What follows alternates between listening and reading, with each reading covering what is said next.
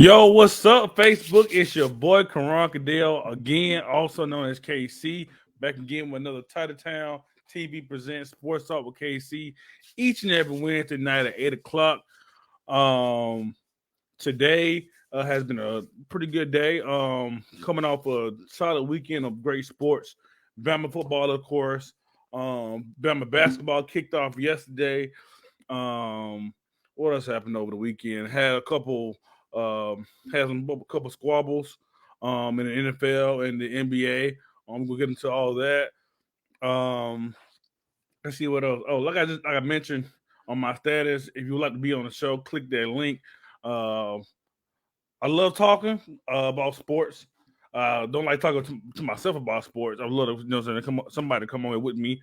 You know what I'm saying? It says Sports Talk with KC. I love to talk about, any and every sport. Just, bring my line. Got a few topics for tonight. As you can see, got a little polo action going on today. I do have a nice hot date after this. My girlfriend, Morgan Brooke Johnson. After this, I cook for her. Hope she's not watching because I might just spill the beans on what I cook for her. But let's get into some sports, man. Topic number one. Let me go to my notes. Oh yeah, Bama beat LSU 20-14. Very surprising score, honestly. I did predict Bama to win 49 to I think 21. I did. We didn't score that many points as I thought we would have. Offense didn't necessarily struggle, but LSU defense played lights out. Held the run game under 100 yards. B-Rob, I think he had a few carries for just under 20 yards. Yeah, 13 carries for 18 yards and a touchdown. I mean, he got a touchdown out of it, but that's not the B-Rob we've been seeing over the last few weeks, where he's been going over 100 yards most games this season, getting 20 plus carries. Yeah, man. LSU defense played lights out. They balled out for Coach Ogeron last game against Bama while he's at LSU. Wishing the best of luck to wherever he does after this season. Bryce Young was pretty solid, 24 for 37, 302 yards, 2 touchdowns. Jameson Williams stepped up again as always. He's looking like one of the top receivers in the nation right now, man. 10 receptions for 160 yards and a touchdown. John Mechie, his part on the other side, 9 receptions for 73 yards and a touchdown. That dynamic duo, regardless of what you do to the run game or how much you penetrate that pocket, if Bryce has enough time to get that ball to the receivers, they're gonna make a play. And it's right there, man. Jameson had 16 yards per reception. Yeah,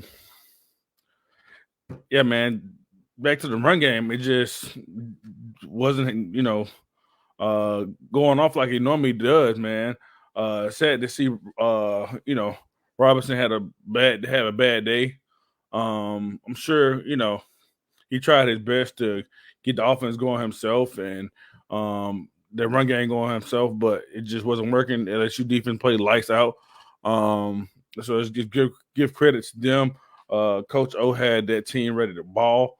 The offense, Max Johnson was 16 for 32, which is 50%, which is not great, but he did have 2 touchdown passes while throwing for 106 yards. They were able to go over 100 yards, have a 100-yard rusher. Tyrion Davis Price had 23 attempts for 104 yards. No touchdowns, but he did have over 100 yards. Pretty solid day for Davis Price, one of the top running backs in the SEC. Yeah, man, holding Bama to 20 points is definitely a positive takeaway from the game. Definitely going forward as a program, I would like to see them continue to run the ball, continue to build their program up, and get great recruits. Louisiana is a great place to find recruits, and they still gonna be one of the top teams in recruiting. Far recruiting wise, they are LSU. They have rich history of having great players, sending great players to the NFL. As far as Bama go, Bryce is continuing to show why he's probably the Heisman this year.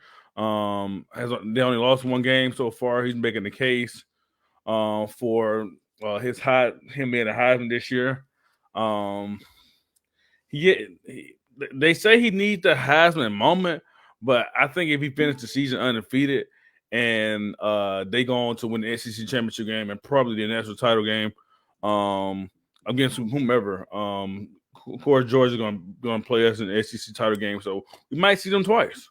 In the playoffs and in the SEC title game. Great team that we'll be playing against in the title game.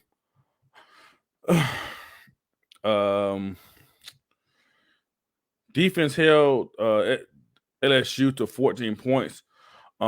They've scored a lot of points this season, and also in some games haven't scored that many points. So for the defense to hold them to just 14, it's pretty solid. Me and Xavier mentioned a lot about the back end, having its struggles and being not break type of defense. Mac Johnson was able to throw 2 touchdown passes. And then as far as their run game, they were able to get it going. Davis Price was lights out. We're probably gonna talk a little more in depth about what exactly happened play by play in the game.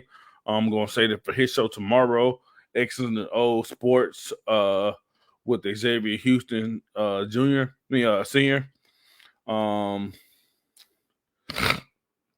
College football playoff committee released their second ranking for this year. Still at number 1, Georgia. Bama still at the number 2 spot. There was a little shakeup with Michigan State going down this past weekend to Purdue. Oregon number 3, Ohio State number 4, Cincinnati number 5, Michigan and Michigan State 6, 7, undefeated Oklahoma at 8. Notre Dame still not getting any love from the committee. They're 8-1. Oklahoma State, Texas A&M at 11. That's a solid football team. They have 2 losses, but 2 losses did not define their season, man. They beat a very good Bama team, and lost to a Mississippi State team that has a lot of athletes and they can throw the ball all over the field. Wake Forest finally lost this weekend. Baylor, they're 7-2. BYU, Ole Miss, North Carolina State, all 7-2 or 8-2. Auburn, number 17, 6-3. Somehow Wisconsin 6-3. Purdue got a big win over number 3. Previously ranked number 3, Michigan State. They're sitting at 6-3 as well. Iowa's they're 7-2.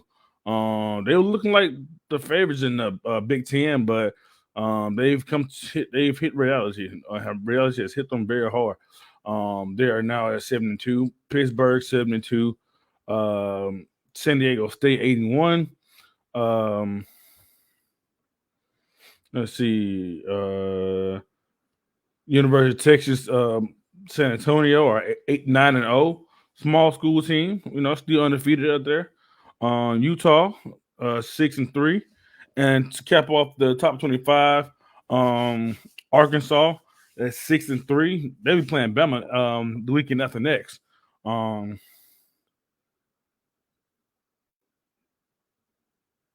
They have some solid players. The receiver Traylon Burke should be a first-round pick. There's a lot of receiver needy teams in the NFL right now, and look forward to see him playing on Sundays. Let's see what else.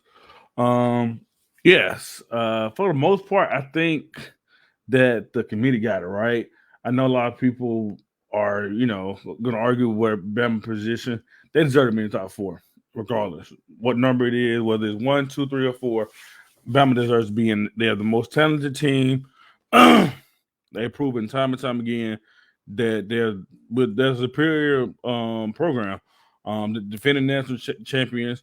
I know they lost to Texas A&M, but it was a close game, and Texas A&M are much better than what their record has them being.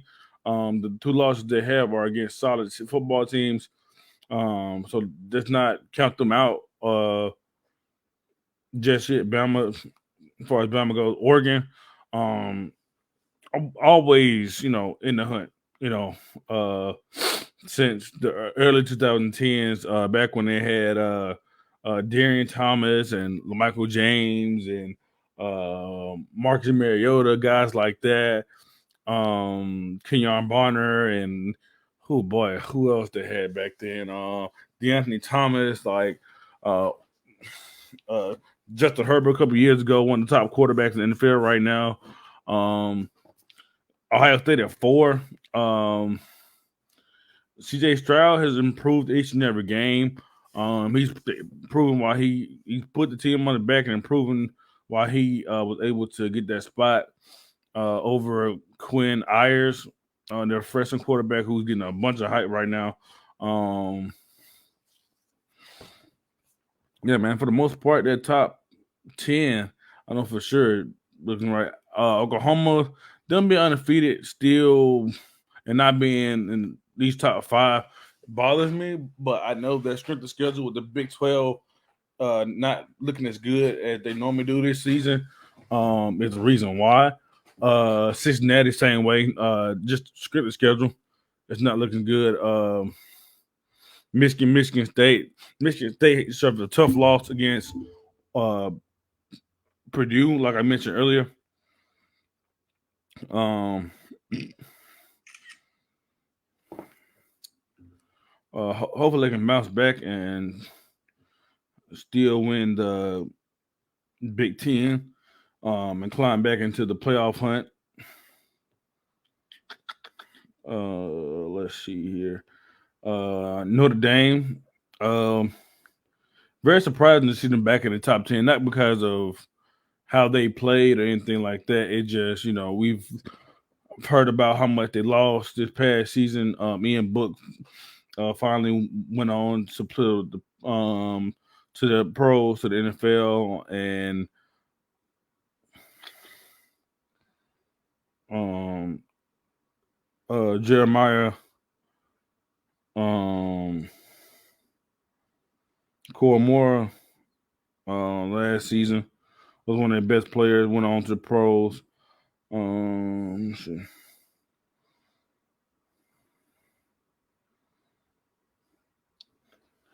Michigan State had been playing well, man. Was undefeated coming into the Purdue game.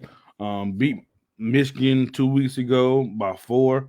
Had beat Indiana, Rutgers. Had a shootout with the Hilltoppers in uh, uh, West Kentucky. Went to overtime with Nebraska.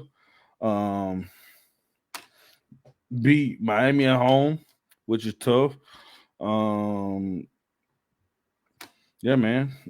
They got next coming week. They got Maryland. This weekend they got Maryland, Ohio State. After that, and Penn State. If they went out, it's looking like theirs.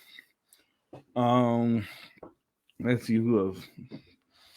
Mm, yeah, I've already would definitely move the undefeated teams up above Michigan State, and that's about it, man. The top 10 is pretty much perfect. Um,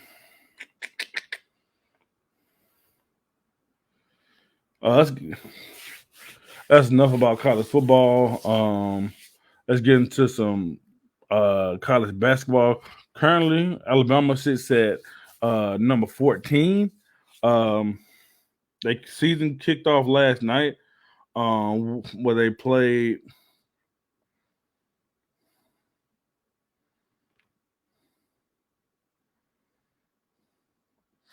Louisiana Tech last night.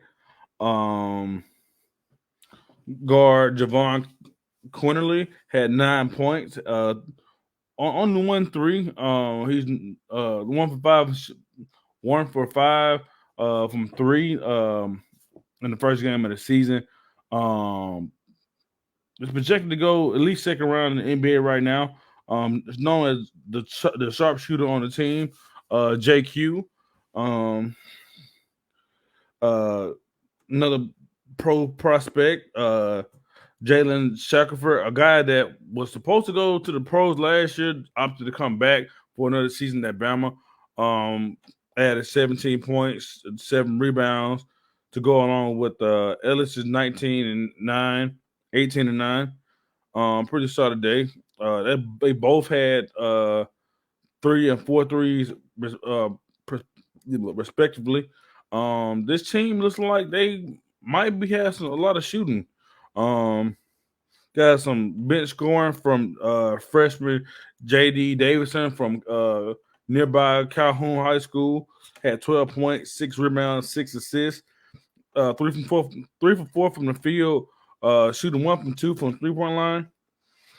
Pretty solid. That was one of the biggest concerns coming into the season about was JD's range, his playmaking ability. He is so explosive of a scorer that we forget about his shooting ability and his playmaking ability. Reminds a lot of people of maybe Russell Westbrook, maybe some Derrick Rose in there a little bit. If he continues to work on his 3-pointer, maybe he can get some Damian Lillard love or whatever. Far as being an explosive athlete, he can score from anywhere. Was a top player in high school and Alabama last year. Universities from all over wanted him. Speaking of recruits, currently Bama sits at number 3.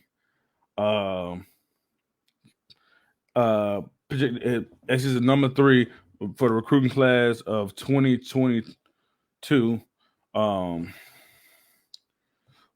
With 5 of the top players coming to them.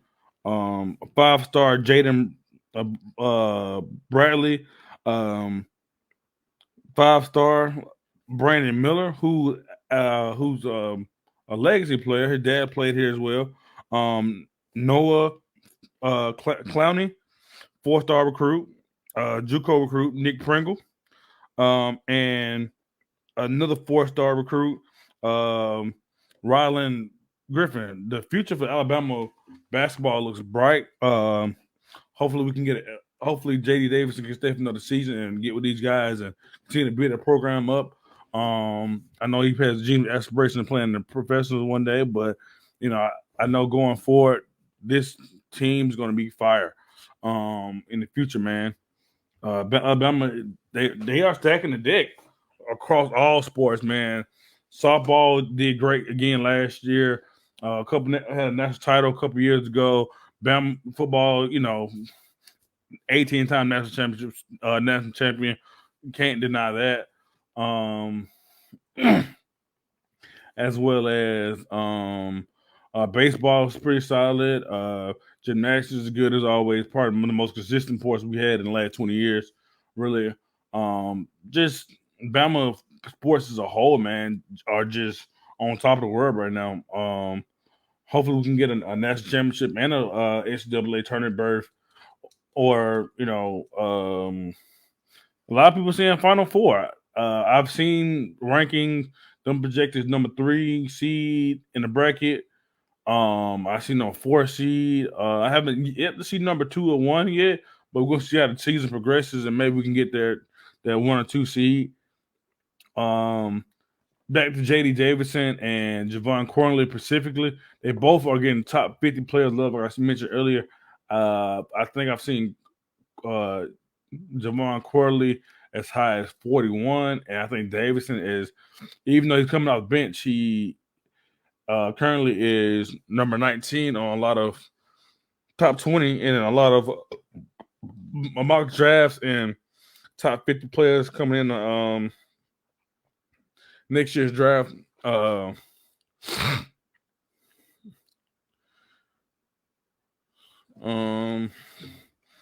Let's see who's the top schools this year in general and all of basketball.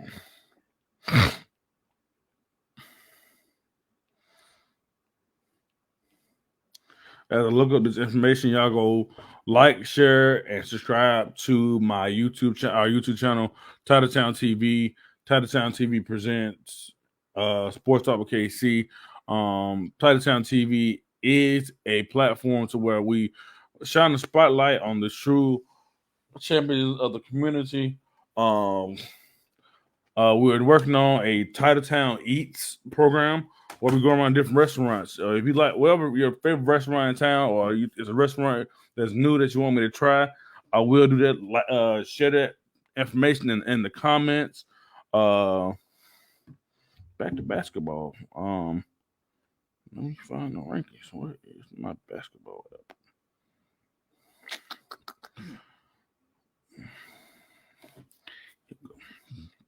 Oh yeah, Gonzaga number one. Shit, Holmgren looks like the clear number one overall pick. Number 2, UCLA.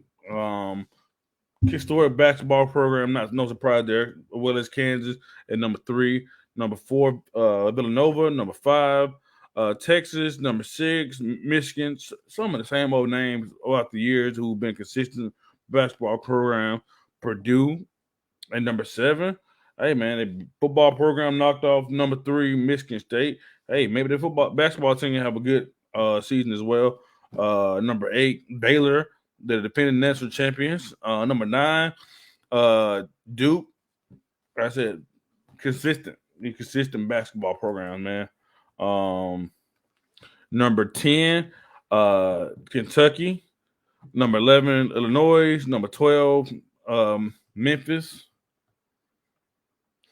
Number 13, Oregon. Bama at 14, like as I mentioned earlier. Number 15 is Houston.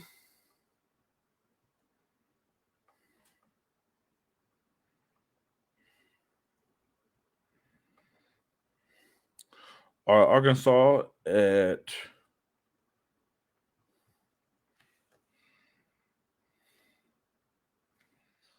Arkansas at 16. Iowa State at 17. SEC, one of SEC favorites. Tennessee, UNC at 19. Florida State at 20. Maryland 21. Auburn 22. Saint Bonaventure. Bonaventure. That's how you say it. I'm probably messing that name up.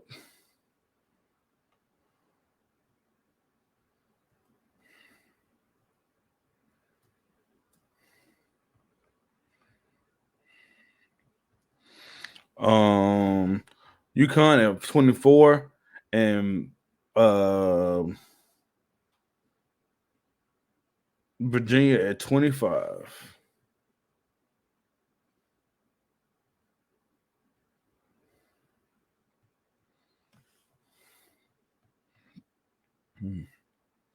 Now that we went over some college basketball, let's talk about some NFL football. Odell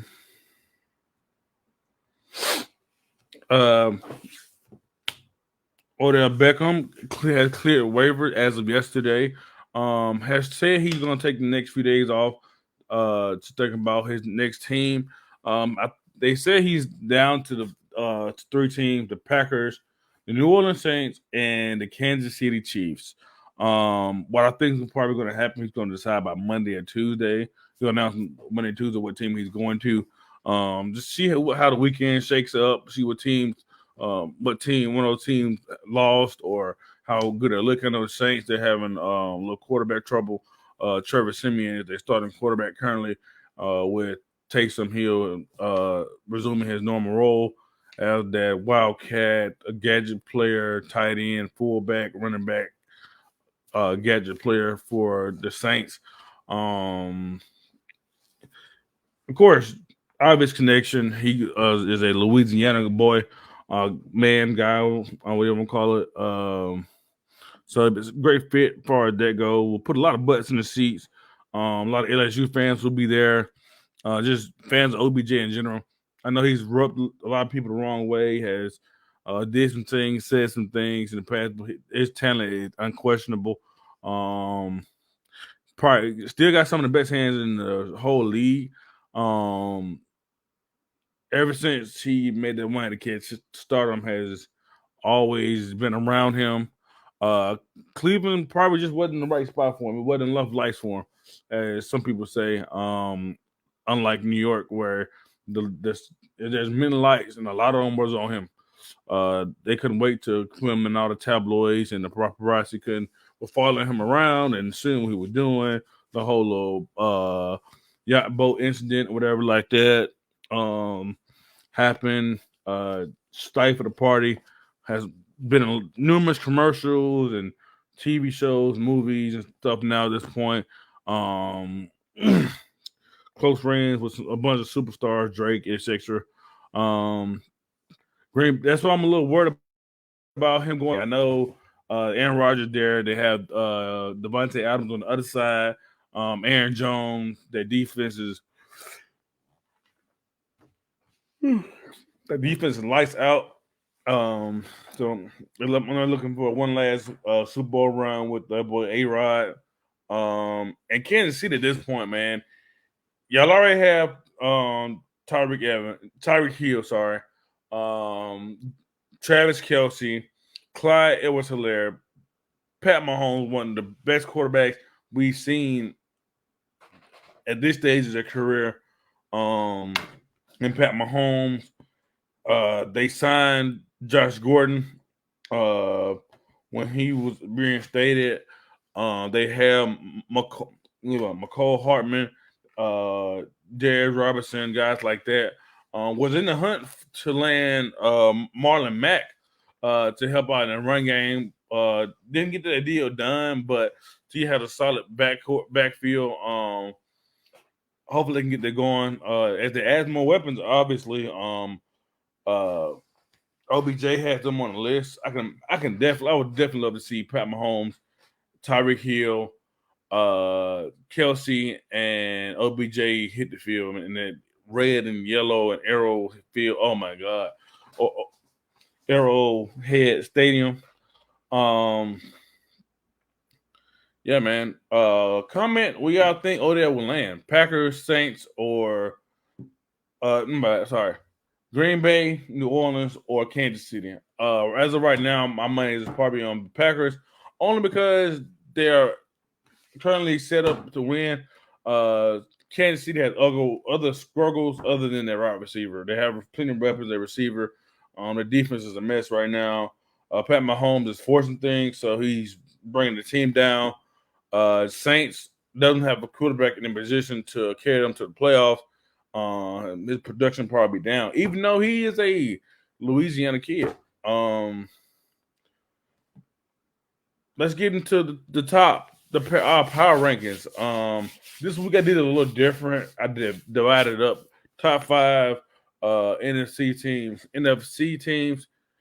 and top 5 AFC teams. Number 1, the Arizona Cardinals. Was undefeated coming into the weekend. Unfortunately, they took a loss. They're now 8-1. But they didn't have their boy Kyler Murray this weekend.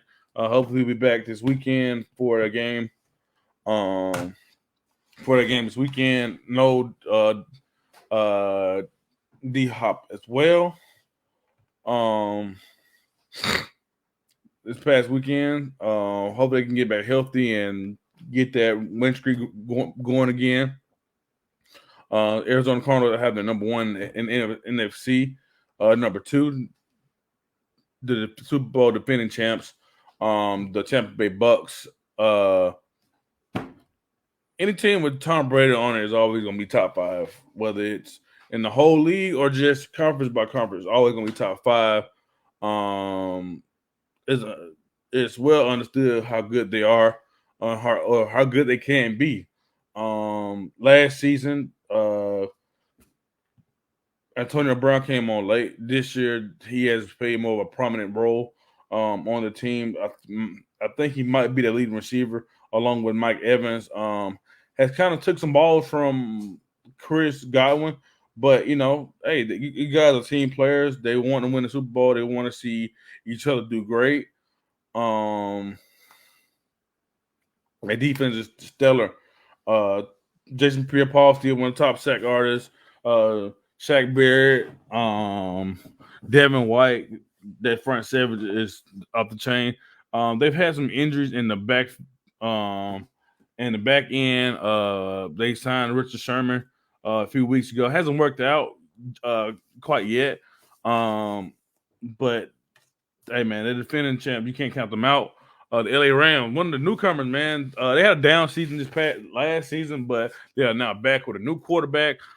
Same coach, some of the same receivers.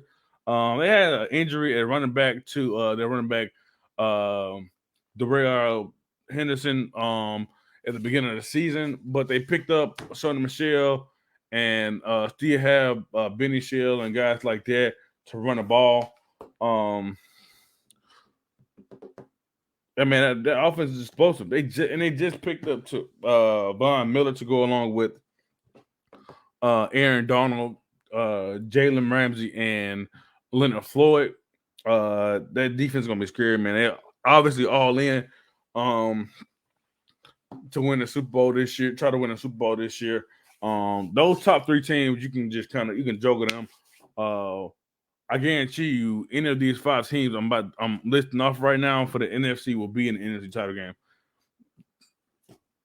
Any of these five, two of these five gonna be there. Promise you that. Green Bay Packers, as we just mentioned, are in the hunt for OBJ, but they still have Aaron Rodgers, who is Mr. Consistent, Mr. Everything for the Packers. One of the most accurate quarterbacks ever. Got one of the top arm talents in general. Just his last season in Green Bay. Hopefully they can, continue to ride this wave of excellence. Jordan Love didn't play that well in his first start to replace Aaron Rodgers, but hey, man, Aaron Rodgers back soon. Hopefully get well soon from battling COVID. Prayers up to him. I know it's a sticky situation right now, but regardless, he still has COVID, man. Regardless of what he lied about the vaccination or not, still has COVID, and don't want to see nobody suffer and deal with that deadly disease, man. That disease has torn my family apart, other families around me apart, and families I don't know apart. So, prayers up to Aaron Rodgers. Continue. Hopefully, he gets some more negative tests and be able to play this weekend. The Packers, sorry. The Cowboys at number 5. The only reason why I dropped them down to 5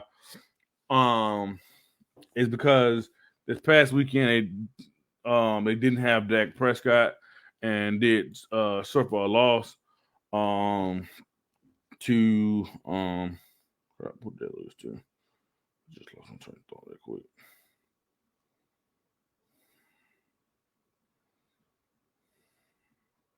To the Broncos, man, a struggling Broncos team. They did lose 30-16. Dak Prescott, who's probably going to win a comeback player of the year, was 19 for 39 for 232 yards, 2 touchdowns, 1 interception, but did get sacked twice. Teddy Bridgewater, they saw the starter up there in Denver, had 19 completions on 28 attempts for 249 yards and a touchdown. Was sacked 4 times. The O-line has to do better by protecting him.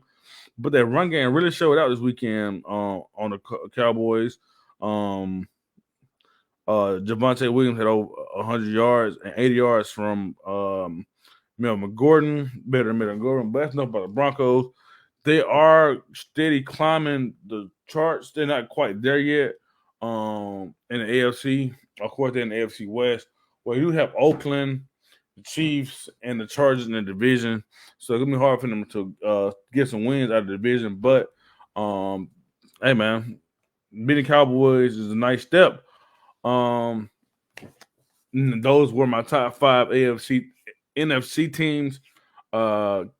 Arizona Cardinals, Tampa Bay Buccaneers, LA Rams, Green Bay Packers, and lastly, Dallas Cowboys. For my AFC teams, I have the Buffalo Bills currently at number 1. Despite losing to the Jaguars, they're still one of the more well-rounded teams. They have a great quarterback in Josh Allen. Don't let this past weekend performance fool y'all. He did get sacked 4 times. He did throw interceptions, but Jacksonville defense is legit. They have a great defense down there in Jacksonville. The other namesake, Josh Allen, put it on them this weekend. They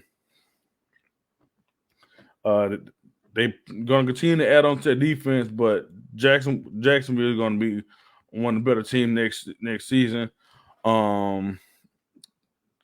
Behind Trevor Lawrence, who isn't looking that great to start off his NFL career. But what can he, do on behind that terrible team? Yeah. Chargers at number 2. They've had a roller coaster year. Started off the season real hot. Lost close game beginning to the second game of the season to the Cowboys. Beat the Chiefs. Beat the Raiders. Beat the Browns. But ever since then, big loss to the Ravens. Big 3-point loss to New England. 3-point win over Philly last week. They have the Vikings this weekend. Hopefully they can turn around their fortunes and build on that this season they haven't so far. Justin Herbert has been playing solid overall this season, but his last few games hasn't been that great. This past game he had, I'm sorry, this is not the one. The loss against the Patriots, it was only 18-35, 223 yards, 2 interceptions, and 2 touchdowns. So we'll see how the Chargers close out the second half of the season. They are my second best team in the AFC. The Baltimore Ravens, behind Lamar Jackson, even despite their injuries, the multiple injuries they've suffered on offense and defense, Lamar Jackson has kept them in every game they played this season. Despite throwing 2 interceptions and being sacked 3 times, he did throw 27 for 41 of 266 yards and 3 touchdowns to go along with another 120 yards on the ground. Lamar Jackson, former MVP, is carrying that team to success. Their defense is solid. They got Rashad Bateman. He played a solid game this past weekend, 5 for 52 yards. Marquise Brown, undeniable deep threat, fast, had 9 receptions for 111 yards. They're my number 3 team, Tennessee Titans. They were one of my top 1, 2, 3 teams previously, but with the injury to Derek Henry, that has changed. I've now lowered them down to number 4. Kansas City Chiefs, number 5, man. They're Super Bowl runner-up. You can't count them out. At any moment, they can turn on the switch. Hopefully, it's sooner than later. I love to see Kansas City play. Especially Pat Mahomes, man. He is an excellent athlete. Throw the football, probably the most talented quarterback we've seen in a long time. Can throw it deep, can throw it short, unorthodox, on the run. It doesn't matter. On dime, law passes, doesn't matter. Yeah, man. Like I mentioned earlier, that receiving core and them possibly getting OBJ, man. If they OBJ, they'll definitely be an unstoppable unit. And those are my top 5 teams in the AFC: Bills, Chargers, Ravens, Texans, and Kansas City Chiefs. Again, like I said before, comment who you think was who are your top 5 teams, or who would you how could you change my list and who you add on to it, who got snubbed? There's some teams I know for a fact I left off, like the Raiders for the AFC and for the NFC.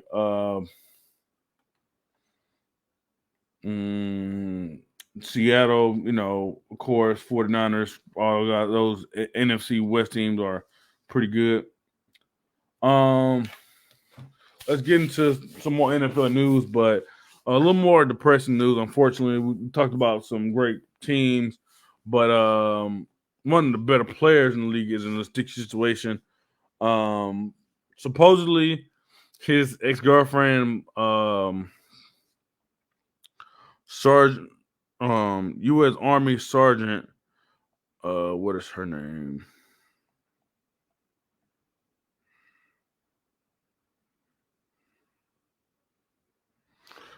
Graceland Trimble.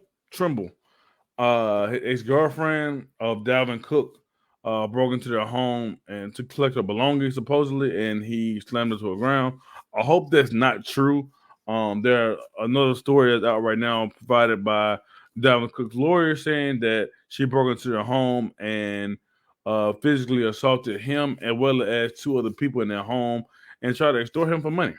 I'm not sure what either wasn't there. Not sure what transpired during this time at their house or whatever, but don't want no one get get hands put on them by anybody, male or female. So best wishes to the Dalvin Cooks family and Mrs. Trimble family. Hopefully they can get something resolved. Yeah, man. Ladies, if it's over, get your things and go, man. Don't have to break into you guys' home. Don't have to put your hands on them. Males, it's been well documented, well said over and over again. Stop putting your hands on your females, man. It's not a good look. That's some real punk stuff. Yeah, man, just don't do it. Tuscaloosa, y'all know how we've been through the last couple of years of boyfriend and girlfriend fighting, leading to one thing to another, people dying, getting shot, getting beat up, whatever like that. So, hey man, Dalvin Cook, Miss Trimble, hey man, if y'all gonna separate, just leave each other alone, man. Um, do the right thing. Some more dirty business we can gonna get into. Mac Jones dirty play versus the Carolina Panthers. This past weekend, the New England Patriots played the Carolina Panthers. What happened was after a forced fumble, Brian Burns was tripped up and ankle twisted by former Bama quarterback and current New England quarterback Mac Jones. A lot of people are saying that it wasn't dirty, but film a lot. Film doesn't lie. Me being a film fan, I'm not going to defend him. I'm not going to stand there and watch that happen to anybody. So, man, it's unfortunate that Brian Burns got hurt on that play, and it's also unfortunate that Mac Jones had to stoop to that low, especially in a game where it's 24-6. Was the end result of the game. That game was clearly out of reach at that point in time. And hey, man, he's definitely should pay the fine, be suspended, whatever like that. Mac Jones, sorry, bro. Do not want to see you go down that path. You are better than that. You the probably the best rookie quarterback currently. So definitely continue to build on that season. You play for the Patriots, well coached team. Continue to go because y'all are having a good season, man. Real solid season. 5-4 currently. Much better than what people thought. Still in the hunt to win the division. The AFC East. But yeah, man. make better decisions. My mid-season TitletownTV Sports Talk with KC mid-season award predictions.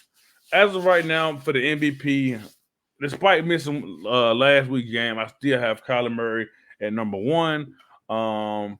He has completed 186 passes for 256 yards, which is good for 72.7%.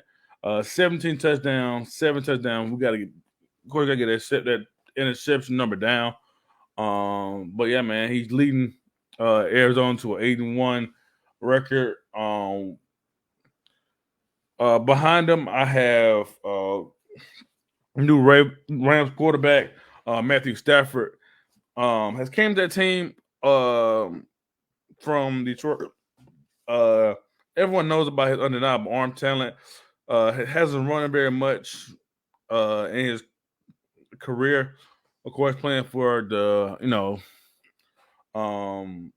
terribly ran franchise in the Detroit Lions. Has played on some bad teams, but has put up some great numbers always. And he's shown what he can do. He's on an actual good team. Definitely a Super Bowl favorite. Speaking of Super Bowl, last year's Super Bowl quarterback, Tampa Bay quarterback, Tom Brady's definitely on the list. They're currently sitting at 7-1 as well. As playing lights out. Him and Antonio Brown has refound that connection they had in New England for that one game. But now they're scratching it upon game after game. Him, Mike Evans, Chris Godwin has provided great weapons for Tom Brady, Leonard Fournette running the heck out of the football. Those were my MVP candidates. Offensive Player of the Year.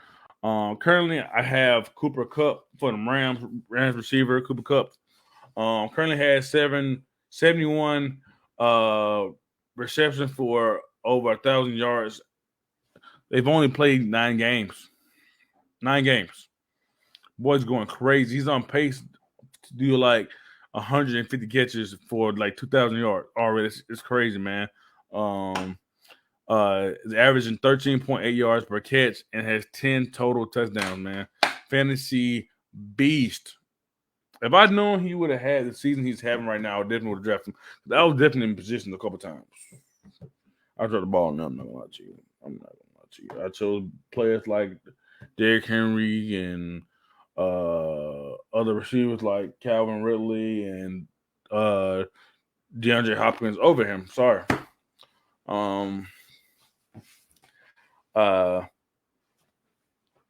My second candidate for the Offensive Player of the Year is Derrick Henry. He was my number one. He was on pace to go another 2,000 yards, another 20 plus touchdowns. But he's hurt for the next 6 to 10 weeks with the foot injury. As we talked about last week's show. Hopefully he can come back. That boy AP all day, Adrian Peterson, is back in the NFL, replacing Derrick Henry. If I could pick someone to replace him as far as free agents go, guys who had done it the way Derrick had done it, definitely it would have been AP. So big ups to the Titans. I think he just actually ran for his 125th career touchdown. So congratulations to AP. Defensive Player of the Year, as it sits right now, is Trevon Diggs. Him and Myles Garrett are right there for me right now, 1A, 1B. But I'm gonna give it to Trevon Diggs because right now he's leading the league in interception with 7 interceptions. He's on pace for I think 15 interceptions right now, and the Cowboys are sitting at 8-1. As I mentioned earlier as well. Defense end Myles Garrett currently has 12 sacks, which leads the NFL as well. Offensive Rookie of the Year, receiver Jamar Chase out of Cincinnati is my number one rookie at the moment. 44 receptions for 835 yards, 7 touchdowns, He's averaging 19 yards per catch. Rookie defensive player of the year. Y'all know who it is. That's what Micah Parsons. He's exploded on the scene with 52 tackles currently, 5 sacks, 10 tackles for loss, 2 passes defended. Only rookie defensively I see possibly overseeing him is Z Ojulari, defensive end out of for the New York Giants. Comeback player of the year is an easy choice. Dak Prescott for the Dallas Cowboys.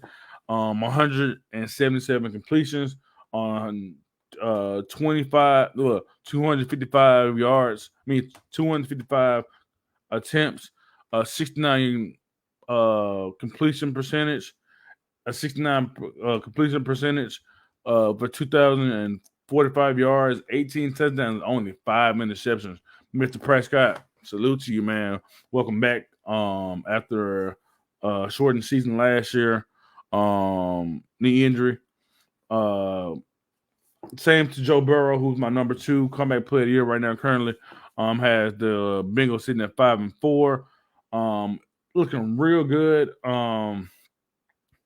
Looks like he isn't missing the beat with Jamar Chase after a year off from their days at LSU. Glad to see them guys together. My fantasy team is loving it. Of course, Jamar Chase is one of the top fantasy receivers currently right now. And for the coach of the year, it could go only to one person right now. It's Cliff Kingsbury, man. Got Arizona at 8-1. One of the top offensives in the game right now. Defensively, they did use J.J. Watt, but Chandler Jones is still there, who is more than welcome to pick up the slack, take on any double and triple teams that y'all send his way. And my number 2, I have Zach Taylor, head coach of the Bengals. Like I just mentioned, they're 5-4 currently. Sitting pretty. I don't want to say pretty because they're at the bottom of the division, but the division is stacked, man. In the AFC South with the Browns, Steelers, and the Ravens. Hopefully they can continue to climb that mountain of the AFC North. To close the show out, I do have some NBA news. Nikola Jokic will be suspended for their next game after the incident of him shoving Markieff Morris a couple of days ago in their game. After the game was well out of reach, Jokic had been complaining to the refs he wasn't getting the calls he wanted. They were bumping him, killing him, whatever like that in the post. And so he decided to take the matter in his own hands and decided to push Markieff Morris. Of course, his brother Marcus Morris, a fellow NBA player, did not like that. He wants to put the pause on him, as they say back in the hood. Put the pause on Nikola. But Jokic is not alone. He got a brother of his own. They currently are numbering the Morris twins 3-2. But I would love to see that in like a WWE ring. 3-on-3, find another Morris twin or somebody last name Morris. Hey, Monte Morris, he's in the NBA. He actually plays for the Nuggets. Maybe this might be a bad idea. That might cause up some locker room turmoil. But yeah, man, I don't think it's fair that Jokic got suspended and Markieff didn't. He played an equal role, taunting him and trying to provoke him and all that. So I think they both should have been suspended instead of one being fined and one being suspended. They both should either been both fined or both suspended. But I definitely don't want to see it get physical. Leave everything on the basketball court. It was a scary sight seeing the Heat players come to the Nuggets locker room, then outside the Nuggets locker room to wait on the guys, man. They were not playing about their boy Markieff, man. Hey, if you ever wonder why the Heat are still one of the better teams in the East, they are, because like I said, one of the better teams. Key word right there was teams. TEAM. Team. They're a team first. They have each other back. Jimmy Butler leads that team. None of those guys are superstars. I would say they got some all stars. Of course, they have Kyle Lowry and Jimmy Butler and Bam Adebayo. Guys who are stars, who are all-star caliber players. No real true superstar on the team, but everyone plays a role. Everyone plays the role very well. One of the better teams in the East. Probably at least win at least one round of the playoffs.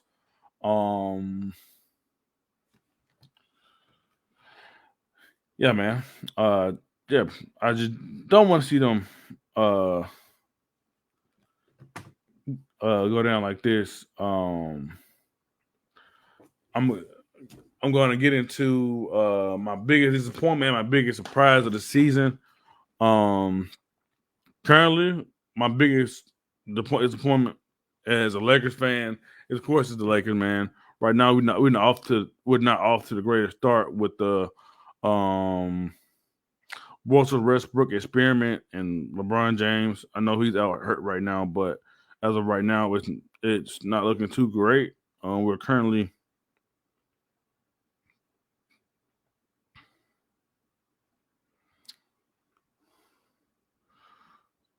number 8 in the West right now at 6-5. Yeah, man. It's been a struggle this season for the Lakers. Really up and down, as the record is showing. I was hoping that Westbrook could carry us through through the regular season, and then we can get to the playoffs, and AD and LeBron can work their magic and get us another championship. I mean, as of right now, it's not looking too well. We are 8th right now, and we will be playing our former play-in apart. If the season ended today, our former play against our former play-in opponent, the Golden State Warriors, who are sitting at 9-1. That's my biggest surprises right now. Even without Klay Thompson, even without Draymond playing that great, even without a unproven Jordan Poole at their second star currently, they're sitting at the top of the West. And then on the East side of things, the Washington Wizards are 8-3. You know how many times last year we heard save Bradley Beal? The guys are 8-3 in on top of the West. I mean, top of the East, man. Much respect to Bradley Beal and the rest of those boys.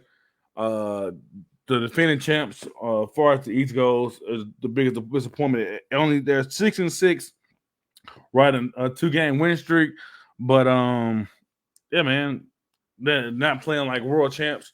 I know they lost PJ Tucker in the offseason, and they're still trying to figure out who's going to replace him.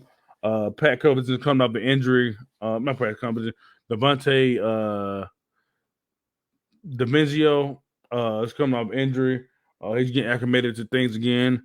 So yeah, man, that was my biggest disappointment and surprise of the season. One last quick segment. The new foul rule, man, I don't like it at all, man. It's lowering a lot of guys scoring. They having to go to the lane and get beat up and over again, 10, 12 times a game just to get a call, man. Harden last night, finally got a foul call. He's one of the better drawing fouls guys in the league. So it's been very unfortunate not seeing him going to the line as much. Damian Lillard, same. Is a little smaller guy. So, to see him go up against some bigger guys and not getting a call that he should be getting is very unfortunate. Yeah. Hopefully we can get him out of Portland, man. I know Lakers can't have everybody, but hey, man, let's try to package up a deal, get Westbrook, you know what I'm saying, for Damian Lillard and some more pieces, you know what I'm saying, LeBron, Dame, AD, let's do it. But yeah, man, that's all the segments I have for y'all tonight. It's been another great hour of Sports Talk with KC. Please go like, share, and subscribe to the YouTube channel, TitletownTV, as seen right here. Watch the old episodes of Sports Talk with KC last week episode and a couple weeks ago. Enjoy those old ones. As well as go follow my boy comedian Lamar Pullum, comedian LP. Follow his pages. Both Sports Talk with KC, Titletown Presents Sports Talk with KC page, and Titletown TV. Add me on Facebook, Instagram, Twitter, Snapchat, all that. Karan Cadell on all of them. Twitter, Titletown KC _KC, as well as Snapchat, Suck My KLC, which I need to be changing sometime soon. But yeah, man, this has been another great hour of Sports Talk with KC. I love y'all. Good night. Peace.